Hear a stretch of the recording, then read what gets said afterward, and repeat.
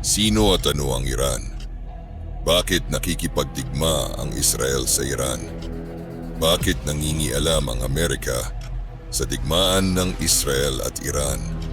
Ano ang mga dahilan? Hudyat na ba ito ng ikatlong digmaang pandaigdig? Napakahalaga ng tanong.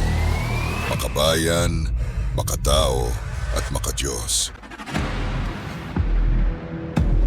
Ang labanan sa pagitan ng Iran at Israel at ang pakikialam ng Amerika ay hindi lamang tungkol sa teritoryo o armas.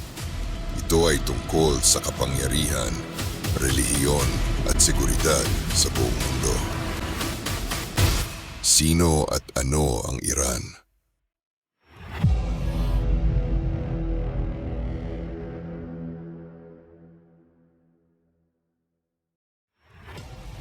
Ang Iran ay isang Islamic Republic sa gitnang silangan, Middle East, dating kilala bilang Persia. Isa ito sa mga pinakamakapangyarihang bansang Muslim sa rehiyon. May malalim na kultura at kasaysayan. May malakas na militar at nuclear program. Kinikilala bilang anti-Western at anti-Israel.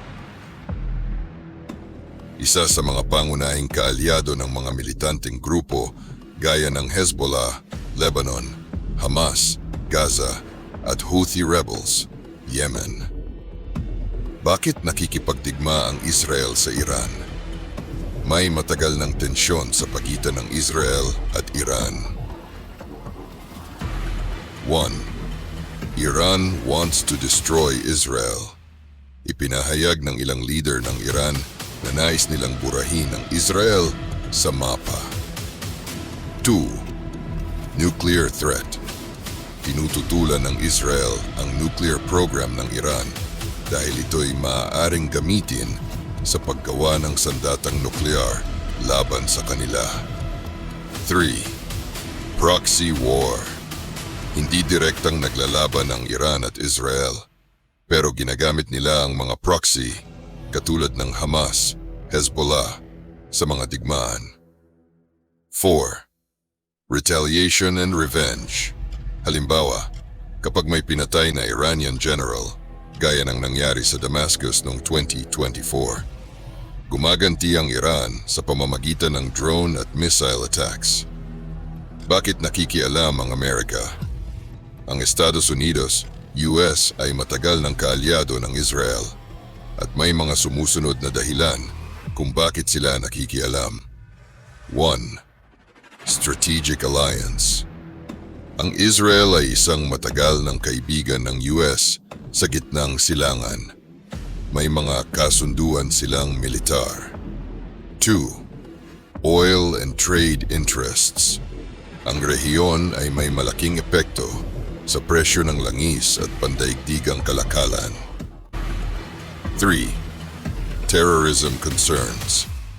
Pinipigilan ng Amerika ang paglaganap ng terorismo mula sa mga grupong sinusuportahan ng Iran. 4. Military presence. May mga American bases sa gitnang silangan, kaya apektado sila sa anumang gulo sa lugar. Hudyat na ba ito ng ikatlong digmaang pandaigdig? Hindi pa, pero posible kung lalahok ang mga bansa tulad ng Russia, China at NATO. Magkakaroon ng all-out war gamit ang nuclear weapons. Magkakagulo sa maraming kontinente at hindi lang sa gitnang silangan. Ngunit sa ngayon, ito'y tinuturing na regional war o limitadong digmaan sa pagitan ng Iran, Israel at mga kaalyado nito. Gayunpaman, tensyonado ang buong mundo dahil sa posibilidad na lumawak ito. Epekto sa Pilipinas at buong mundo. 1. Pagtaas ng presyo ng langis. Ang Middle East ay pangunahing tagagawa ng langis. 2. Kaguluhan sa OFWs. Maraming Pilipino sa Israel, UAE, Qatar at iba pang karatig bansa na maaaring maapektuhan. 3. Global inflation. Tataas ang presyo ng bilihin dahil sa epekto sa supply chain. 4. Pandaigdigang seguridad. Mahigpit ang pag-iingat ng mga bansa, lalo na sa cyber attacks at terorismo. 5. Panalangin at diplomasya. Tumitindi ang panawagan para sa kapayapaan at neutral diplomacy. Kabilang ang papel ng Pilipinas sa ASEAN at UN.